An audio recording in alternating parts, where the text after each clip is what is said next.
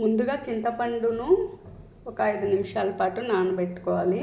అందులో నానబెట్టిన నీళ్ళు వంపేసి తర్వాత ఎక్స్ట్రాగా నీళ్ళు యాడ్ చేసుకుని ఇలా కలుపుకోవాలి. చింతపండు గుజ్జుగా అయ్యే వరకు కలుపుకోవాలి. తర్వాత అందులో ఉన్న చింతపండును పక్కకు తీసేయాలి.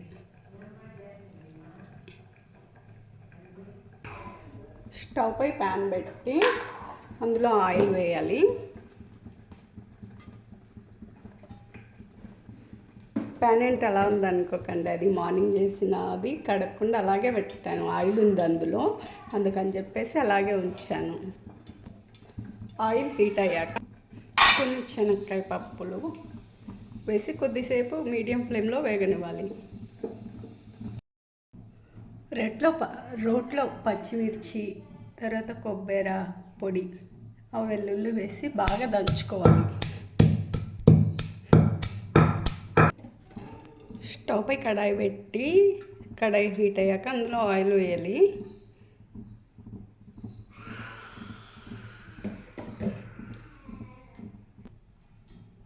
అది మెత్తగా అయ్యాక రోట్లో నుంచి తీసుకుని గిన్నెలో పెట్టుకోవాలి.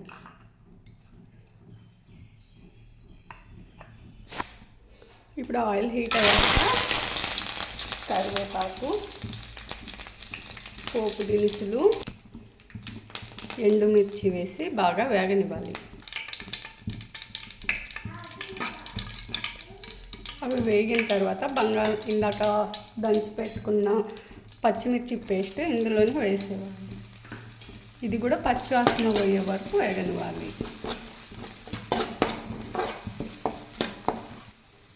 తర్వాత ఇందులో పసుపు వేసి కలుపుకోవాలి.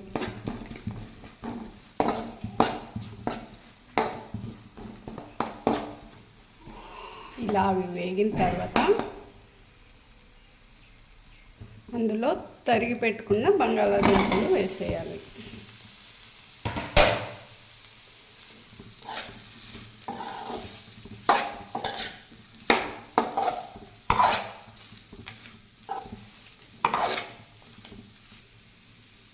అంతే, రుచికరమైన బంగాళాదుంప ఫ్రై రెడీ.